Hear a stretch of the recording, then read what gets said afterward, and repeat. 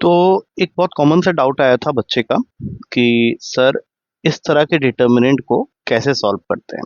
तो एक क्वेश्चन है जो कि हमारे प्रीवियस ईयर पेपर का ही आया हुआ क्वेश्चन है।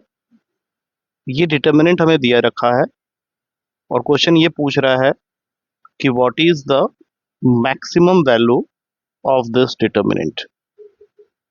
तो बच्चे का जो क्वेश्चन था बहुत सिंपल सा था कि सपोज कर लो सर ये हमारा फंक्शन है एफ एक्स जो कि एक डिटर्मिनेंट के फॉर्म में है और मुझे इस फंक्शन का मैक्सिमम वैल्यू निकालना है। तो मेरा सही अप्रोच क्या होगा इस क्वेश्चन को करने के लिए।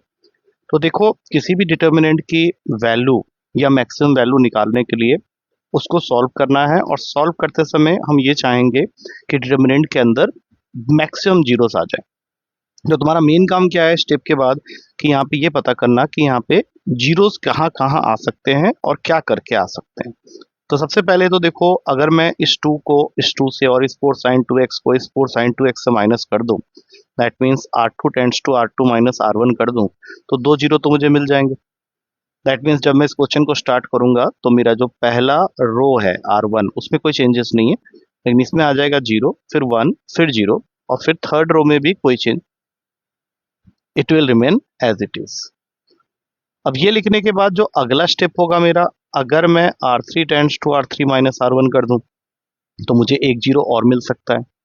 तो पहले रो को तो मैंने एज इट इज लिख दिया, 2 cos square x 4 sin 2x, फिर ये 0 1 0 तो वैसे ही है, यहाँ -1 आ जाएगा, यहाँ 0 आ जाएगा और यहाँ 1 आ जाएगा। अब तुम इसको ओपन कर सकते हो और तुम इसको ओपन कहीं से भी कर लो। If you want to open it through this R1, ये C1 के अलोंग भी ओपन कर सकते हो।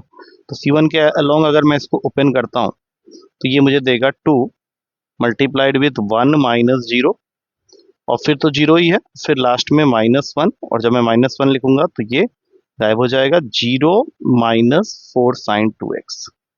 तो इन टोटल मेरे पास इस ब्रैकेट से 1 माइनस 0 इंटू 2 1 इंटू 2 2 हो गया और यहाँ से आ गया 2 प्लस 4 sin 2x।